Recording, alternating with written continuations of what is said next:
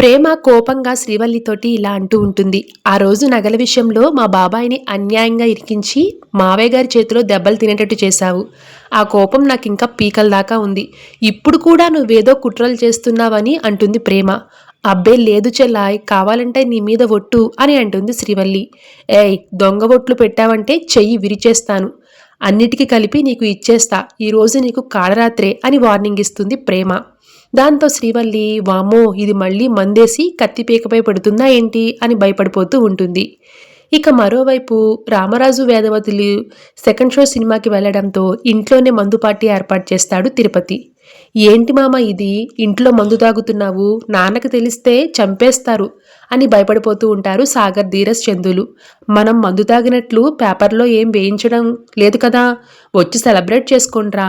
ఈరోజు నా జీవితంలో అద్భుతమైన మరుపురాని రోజురా, అందుకే పార్టీ ఇస్తున్నా, హ్యాపీగా తాగేసి ఈ మామకు కంగ్రాట్స్ చెప్పండ్రా అంటూ తన స్వప్న సుందరి గురించి చెప్తాడు తిరుపతి. నేను ప్రేమలో పడ్డాన్రా అంటూ తెగ సిగ్గుపడిపోతూ ఉంటాడు. ఏంటి మామ, నువ్వు ప్రేమలో పడ్డావా, నిన్ను ప్రేమించిన అదృష్టవంతురాలు ఎవరు అని అడుగుతారు ధీరజ్. తెలియదురా, ఇంకా తను ఫేస్ కానీ తన పేరు కానీ ఏమీ తెలియదురా, నా స్వప్న సుందరి నడుము చూసి ప్రేమించాన్రా అని తిరుపతి అంటాడు. వామ్మో మామ, మనిషిని చూడకుండా నడుమును చూసి ప్రేమిస్తున్నావా, ఏదైనా తేడా కొట్టగలదు, జాగ్రత్త మామ అని అంటూ ఉంటాడు ధీరజ్.